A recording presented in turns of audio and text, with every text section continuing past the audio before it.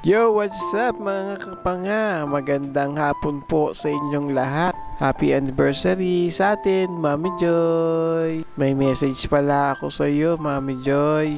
Hindi man ikaw ang aking kahapon, subalit ikaw ang aking ngayon. At gusto kitang makasama bukas at habang panahon. Ikaw ang lahat sa akin.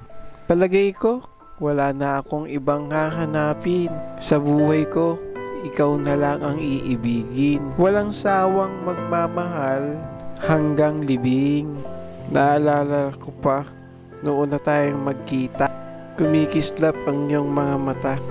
Nanghawakan ko ang iyong mga kamay. Para bang may kuryente kong nararamdaman. Ito na nga ba ang hiniling ko kay Lord? Sadya nga talagang tayo para sa isa't isa. Happy anniversary, Mama Joy!